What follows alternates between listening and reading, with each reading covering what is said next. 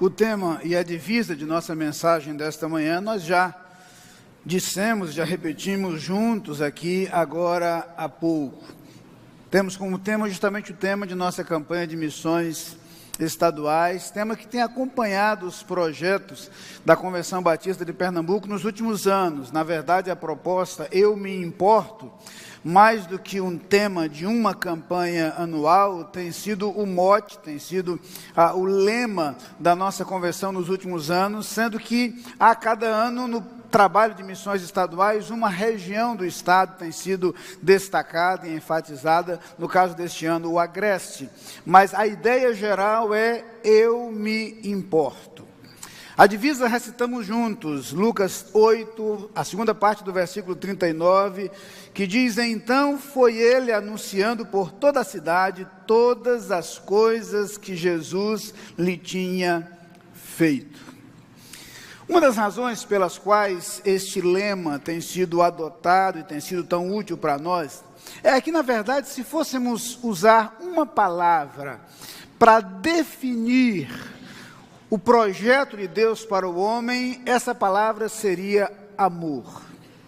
Se fôssemos usar uma palavra para definir tudo quanto Deus fez, tem feito e fará por nós, esta palavra seria amor. João, em sua primeira epístola, chega a usar esta palavra para se referir ao próprio Deus. E disse: aquele que não ama não conhece a Deus, porque Deus é amor.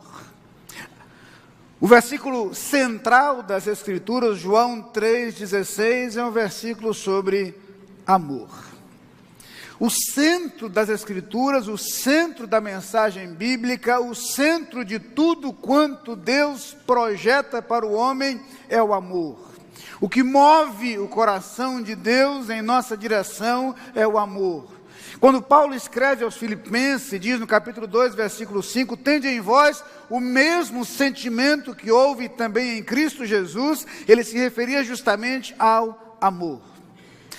Importante, porém, destacar que aqui não falamos de amor como conceito, não falamos de amor como teoria, nem mesmo falamos do amor romântico mencionado nos relacionamentos humanos, sobretudo no relacionamento entre um homem e uma mulher. Falamos do amor como ele se manifesta. Paulo chega a dizer na carta aos Romanos, capítulo 13, versículo 10, que o cumprimento da lei é o amor. Jesus resume o mandamento no amor a Deus e ao próximo. Mas este amor é o amor de quem tem compaixão. E por isso muitas vezes os evangelhos fazem referência àquilo que impulsionava Jesus como sendo a compaixão. Jesus agia movido de íntima compaixão. O amor ao qual a Bíblia se refere é o amor de quem vem ao encontro, é o amor de quem se importa.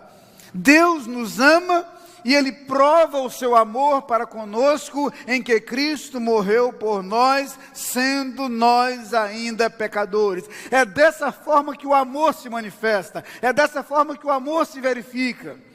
Já dizia Erich Fromm no antigo livrinho A Arte de Amar, que amor é algo que se mostra pelo trabalho. Amor se manifesta por aquilo que fazemos em prol de alguém. Por isso vamos aprender nas Escrituras que essa manifestação do amor em nossa vida se verifica quando nós nos importamos. Eu amo quando eu me importo com o sentimento do outro. Estamos acostumados a lidar com algumas palavras muito semelhantes, muito parecidas em sua escrita, mas preciosas em seus significados. Antipatia, apatia, simpatia, empatia. Não sou especialista na área, os psicólogos me perdoem a inserção aí numa área que vocês dominam muito melhor que eu, mas a verdade é que ambas as palavras vem de uma expressão grega que significa sentimento. adaptada para o latim e depois utilizada também na língua portuguesa. De forma bem sucinta, bem simples, podemos resumir dizendo que antipatia se manifesta em sentimentos contrários ao sentimento de alguém. Quando eu me posiciono de forma contrária aos sentimentos de alguém, eu sou antipático. A apatia se verifica quando a minha atitude é de ausência de sentimentos. Eu sou apático quando eu não me importo definitivamente, eu ignoro, eu opto por uma postura de omissão. A simpatia tem a ver com o estar ao lado, o ser solidário, o tentar sentir com o outro, sentir com ele, já que ele sente algo. Mas a empatia teria a ver com a tentativa de sentir o que o outro sente. E ainda que sejamos imperfeitos, porque nós nunca seremos o outro, seremos sempre nós, e portanto jamais sentiremos exatamente o que o outro sente. A ideia da empatia é esse esforço para tentar sentir o que o outro sente. E isso acontece quando nós nos importamos com o sentimento do outro. E o que nós descobrimos, irmãos, é que muitas vezes as nossas atitudes não são as mais adequadas, não são as melhores, porque nós deixamos de pensar no sentimento do outro. Pensamos no nosso sentimento. Mas eu estou certo de que se avaliássemos mais cuidadosamente o que as nossas atitudes produzem no outro, o que as nossas palavras provocam no outro, o que os nossos gestos podem trazer como efeito na vida do outro, é bem provável que fôssemos muito mais cuidadosos, fôssemos às vezes muito menos agressivos, no modo como nós nos comportamos em relação ao outro. Se medíssemos as nossas palavras a partir da avaliação do sentimento do outro, e a partir do esforço e da tentativa de sentir o que o outro sente, nós certamente seríamos muito melhores em nossos relacionamentos e muito melhores em nossas atitudes. Talvez porque às vezes deliberadamente queiramos ser antipáticos. Talvez porque algumas vezes prefiramos o caminho da apatia. Talvez porque seja um pouco mais cômodo, no máximo, ser simpáticos. Mas o que se requer de nós é que nos importemos com os sentimentos dos outros, sendo capazes de sentir o que eles sentem, sendo capazes de refletir sobre aquilo que eles estão passando, aquilo por que eles estão passando. Por isso, na carta aos Efésios, nós temos uma preocupação clara com aquilo que nós falamos, e com o efeito que o que nós falamos produz nos outros. No versículo 29 do capítulo 4, lemos: não saia da vossa boca nenhuma palavra torpe, mas só a que for boa para promover a edificação, para que dê graça aos que a ouvem. Eu tenho certeza, irmãos, de que se pensássemos mais no sentimento dos outros, nós seríamos mais graciosos em nossas palavras. Nós conferiríamos mais graça com aquilo que falamos e com o modo como nós agimos. Nós nos comportaríamos de forma a produzir muito mais graça. Por isso estamos acostumados a lembrar o conselho da carta do livro dos Provérbios. A resposta branda desvia o furor, mas a palavra dura suscita a ira. E todos nós sabemos a sensação que temos quando de repente uma situação inflamada é aliviada por uma palavra que suaviza tudo. Assim como sabemos também como uma situação ainda sob controle perde totalmente o controle porque uma palavra inflama tudo. Aliás, na epístola de Tiago, ele é enfático ao falar sobre esse poder da palavra. E no capítulo 3, versículo 6, naquele capítulo em que ele fala sobre o poder da língua, ele diz: a língua também é um fogo, como um mundo de iniquidade. A língua está posta entre os nossos membros e contamina todo o corpo, e inflama o curso da natureza e é inflamada pelo inferno. Bem suave, Tiago, né? Foi bem suave em sua colocação, certo? Mas nós sabemos o poder inflamável que as palavras têm. Quando nós amamos, quando nós nos importamos, nós nos preocupamos com o sentimento do outro. Nós agimos sempre levando em consideração o que o outro sente. Nós tentamos sentir o que o outro sente, ou o que o outro sentiria em condições semelhantes. Mas não apenas eu me preocupo com o sentimento do outro. Quando eu me importo, eu me incomodo com o sofrimento do outro. E aqui eu estou dando um passo além. É quando o amor me faz sensível ao sofrimento do outro. Estamos falando de uma situação, de uma sociedade na qual nós somos estimulados ao individualismo, incentivados à competitividade. Talvez nas palavras que declarada ou não declaradamente mais estejam no inconsciente das pessoas, é antes ele do que eu. A verdade é que nós somos estimulados a uma postura absolutamente individualista. Quando a palavra de Deus nos propõe uma atitude na qual somos capazes de nos incomodar com o sofrimento do outro. Há uma história muito linda no Antigo Testamento, encontrada no segundo livro dos Reis. Estamos no capítulo 5, e de acordo com a narrativa do autor do livro dos Reis, ele diz o seguinte, os primeiros versículos, eu leio apenas os primeiros versículos desse capítulo 5, e Naamã, capitão do exército do rei da Síria, era um grande homem diante do seu senhor, e de muito respeito, porque por ele o Senhor dera livramento aos sírios, e era este homem herói valoroso, porém leproso. E saíram tropas da Síria, da terra de Israel, e levaram presa uma menina que ficou no serviço da mulher de Naamã. E disse esta à sua senhora: antes o meu senhor estivesse diante do profeta que está em Samaria, ele o restauraria de sua lepra. Vejam bem, dois personagens. Naamã, o grande líder do exército sírio, herói, homem poderoso, forte, valente, ocupando uma posição de destaque em seu país, em sua nação, que ora assumiu uma posição de dominação sobre outros povos, mas leproso.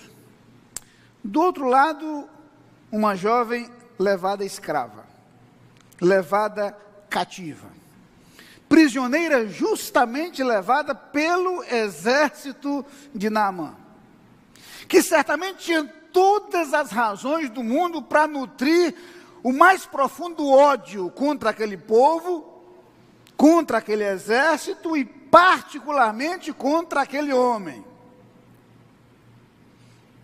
É esta jovem que deseja em seu coração ver Naamã curado. É ela que procura a sua senhora para falar a ela sobre a possibilidade de cura que poderia ser encontrada na terra de Israel. Na lógica humana, jamais funcionariam assim as coisas. Aquele homem deveria ser odiado, deveria ser desprezado. Aquela jovem, sim, sofredora, ela jamais teria alguma razão para se preocupar com ele. É quando encontramos na palavra de Deus uma proposta que simplesmente vai de encontro a tudo aquilo que a nossa sociedade acha natural. E o Deus que demonstra amor em sua atitude para conosco, derrama do seu amor no coração dos seus filhos. E é aquela jovem que se importa com o sofrimento do seu Senhor. Quando eu me importo, eu não posso estar bem se o outro está sofrendo. Eu não posso estar plenamente satisfeito se o outro não está. Eu não posso ser plenamente feliz convivendo com a infelicidade do outro. Quando eu me importo, eu não posso assumir a atitude do levita ou do sacerdote que passam de largo quando o homem está caindo à beira do caminho. A minha atitude será a do samaritano, capaz de se incomodar com o sofrimento do homem caído à beira do caminho, mesmo ignorando sua identidade, mesmo desconhecendo sua história, mesmo sem saber as razões pelas quais ele está ali, ou o que o levou àquela situação. É a visão do sofrimento que move, é a visão do sofrimento que impulsiona. Quando nos importamos, nós nos aproximamos. Por isso Jesus usa a expressão próximo. Amar ao seu próximo. Quando eu me importo, eu me preocupo com o sentimento do outro. Quando eu me importo, eu me incomodo com o sofrimento do outro. Mas de acordo com a palavra de Deus, quando eu me importo, eu me interesso pelo futuro do outro. Eu queria caminhar mais um pouquinho nesse mesmo segundo livro dos Reis, capítulo 7. Nós temos uma outra história. Agora é a história de quando Deus liberta o seu povo do poder dos sírios. Os sírios haviam armado um arraial em torno da cidade. A cidade fica totalmente sitiada, absolutamente impedida de buscar água e alimento. A população mergulha num estado de miséria absoluta. Há fome na cidade. Numa descrição dramática, mulheres são capazes de devorar os próprios filhos. Uma situação terrível de canibalismo se verifica ali. Naquela situação extrema, Deus providencia o livramento e expulsa do arraial os sírios. Mas ninguém na cidade sabia disso. Os sírios não estão mais lá. Mas a população continua reclusa, atemorizada, apavorada, assustada. Ninguém ousa deixar a cidade, porque a ideia que há é que os inimigos continuam à espreita, prontos para atacar. E o capítulo 7 do segundo livro dos Reis conta essa história. E a partir do versículo 3 diz o seguinte: E 4 homens leprosos estavam à entrada da porta, os quais disseram uns aos outros: Para que estaremos nós aqui até morrermos? Se dissermos, entremos na cidade, há fome na cidade e morreremos aí. E se ficarmos aqui, também morreremos. Vamos nós, pois, agora e passemos para o arraial dos sírios. Se nos deixarem viver, viveremos. E se nos matarem, tão somente morreremos. E levantaram-se ao crepúsculo para irem ao arraial dos sírios, e chegando à entrada do arraial dos sírios, eis que não havia ali ninguém. Porque o Senhor fizera ouvir no arraial dos sírios ruído de carros e ruído de cavalos, como o ruído de um grande exército, de maneira que disseram uns aos outros: Eis que o rei de Israel alugou contra nós os reis dos heteus e os reis dos egípcios para virem contra nós. Por isso se levantaram e fugiram no crepúsculo. E deixaram as suas tendas, os seus cavalos e os seus jumentos e o arraial como estava. E fugiram para salvarem a sua vida. Chegando, pois, esses leprosos à entrada do arraial, entraram numa tenda e comeram, beberam e tomaram dali prata, ouro e roupas e foram os esconderam. Então voltaram, entraram em outra tenda, e dali também tomaram alguma coisa e a esconderam. Então disseram uns para os outros: Não fazemos bem. Este dia é dia de boas novas e nos calamos. Se esperarmos até a luz da manhã, algum mal nos sobrevirá. Por isso agora vamos e o anunciaremos à casa do rei. É extraordinário o modo como essa história se aplica com perfeição à nossa situação. Cientes de que existe esperança para as pessoas em Cristo Jesus. Sabedores de que há perdão e vida eterna, extensiva a todos. conscientes de que o Evangelho é o poder de Deus para a salvação de todo aquele que crê. Mas, por outro lado, também conscientes de que as pessoas desconhecem isso. E de que as pessoas que desconhecem isso estão morrendo sem Cristo, sem paz, sem esperança, sem salvação. Conscientes de que à medida que o tempo passa, mais e mais pessoas caminham para o inferno, sem esperança, sem um horizonte de salvação. E é incrível como as palavras dos leprosos se aplicam com precisão a nós. Certamente podemos dizer as mesmas coisas: não fazemos bem, esse dia é dia de boas novas e nós nos calamos. Se eu me importo com as pessoas, não faz sentido permanecer calado.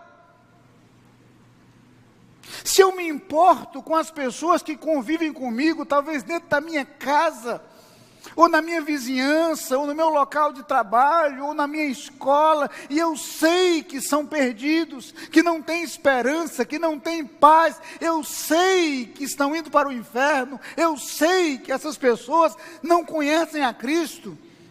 Se eu me importo, eu não posso me calar. Se eu me importo, eu não posso deixar que o tempo passe. Os leprosos se apercebem tão claramente de sua culpa que diz: se esperarmos até a luz da manhã, algum mal nos sobrevirá. Nós seremos punidos se formos tão omissos. Nós seremos punidos se nós permitirmos que o tempo passe e que mais pessoas morram, desconhecendo a salvação que Deus já proporcionou. Quando eu me importo, eu me interesso pelo futuro das pessoas. Eu quero saber para onde elas vão amanhã. Eu quero saber se elas vão viver com a esperança que eu conheço em Cristo Jesus e com a paz que eu experimento em Cristo Jesus. Ou se elas continuarão nas trevas, continuarão sem esperança, continuarão sem salvação. O amor proposto nas Escrituras e apresentado na Palavra de Deus é um amor que se verifica quando eu me importo.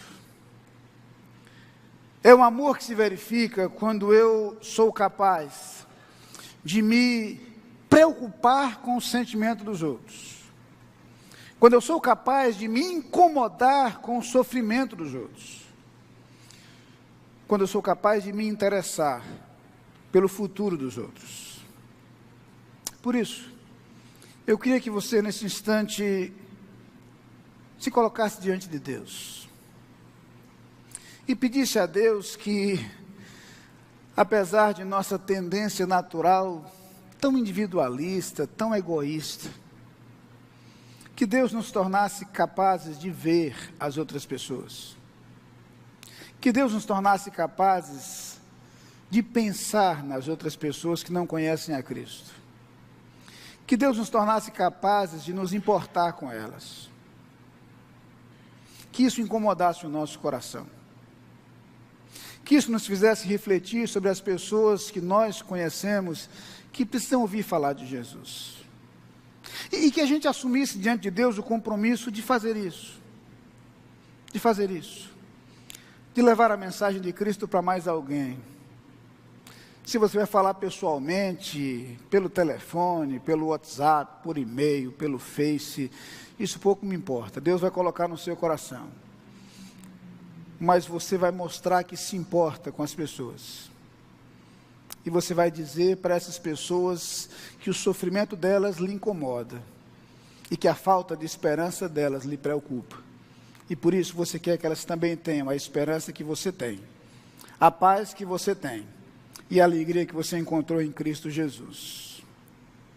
O hino que queremos cantar dentro de instantes faz uma pergunta curiosa: não te importa se algum dos amigos morrer sem ter conhecimento de Cristo? Deixas que no juízo ele venha a dizer: a mim nunca falaram de Cristo? Não me falaram de Cristo, tantos vi que salvou, mas ninguém se importou de falar-me da graça de Cristo. Você se importa? Você se importa? Você se importa com as pessoas que não conhecem a Jesus, perto de você ou longe de você, em outras regiões dessa cidade, desse estado, desse país, do mundo? Se você se importa, eu quero que você se coloque diante de Deus agora dizendo: Senhor, eu me importo, e eu quero fazer alguma coisa para que outras pessoas conheçam a Cristo. Eu quero fazer alguma coisa para que outras pessoas conheçam essa esperança. Eu quero ser um instrumento teu, instrumento nas tuas mãos. Usa a minha vida. Coloca em minha mente, em meu coração, claramente, as pessoas que eu posso alcançar com a minha palavra, com a minha voz. Ou as pessoas que eu posso abençoar de alguma outra maneira, mas que eu seja um instrumento teu, para que outras pessoas conheçam a esperança que há em Jesus. Curve sua cabeça nesse instante. Eu queria que o piano estivesse tocando o hino que iremos cantar agora. E enquanto o piano toca, eu queria que você orasse ao Senhor. E você começasse essa oração dizendo: Senhor, muito obrigado, porque alguém se importou comigo. Muito obrigado, porque esta mensagem chegou à minha família. Talvez lá atrás, e Ian, que apresentamos nesta manhã, é a 6ª geração de crentes em Cristo. Coisa linda. Mas talvez os seus antepassados não tenham conhecido esta mensagem, mas a mensagem chegou até você. E ela chegou porque alguém se importou. Alguém se importou. Agradeça a Deus, porque esta mensagem chegou à sua vida. Porque em Cristo você conheceu paz, conheceu esperança, conheceu salvação. Mas agora eu queria que você assumisse a mesma atitude que o apóstolo Paulo assumiu ao dizer: eu sou devedor. Coloque-se diante de Deus e diz: Senhor, eu sou devedor. Devo ao teu filho que morreu por mim, mas devo às pessoas que ainda não conhecem a Cristo, e eu quero me importar com elas. Eu quero me preocupar com o sentimento dos outros, eu quero me incomodar com o sofrimento dos outros, eu quero me preocupar com o futuro dos outros, e eu quero ser um agente teu, para que o futuro dessas pessoas seja diferente. Eu quero ser um instrumento nas tuas mãos para que o futuro dessas pessoas seja marcado pela paz, pela esperança, pela certeza da vida eterna. Eu quero ser instrumento teu para que lares sejam transformados, para que famílias sejam abençoadas.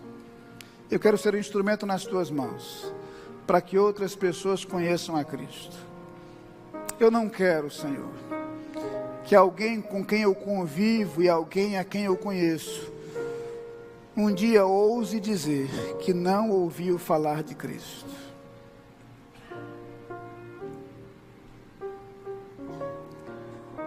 Senhor Deus, ouve a oração dos teus filhos nesse instante. Coloque em nossa mente, em nosso coração, a visão do que tu tens para nós. Coloque em nossa mente agora claramente a imagem das pessoas às quais podemos levar esperança. Ajuda-nos a amar essas pessoas, a nos importar com elas e a ser os teus instrumentos para levar salvação a pessoas que estão perto de nós, ou quem sabe a pessoas que nós não conhecemos, mas que habitam regiões distantes desse estado, dessa nação, do mundo. Ó Pai, usa a nossa vida, faz-nos instrumentos teus para que outros conheçam a esperança que há em Jesus.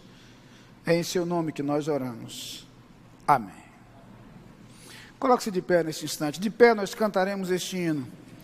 Não te importa se algum dos amigos morrer sem ter conhecimento de Cristo. Vamos cantá-lo, refletindo muito seriamente no desafio proposto pela poesia deste hino.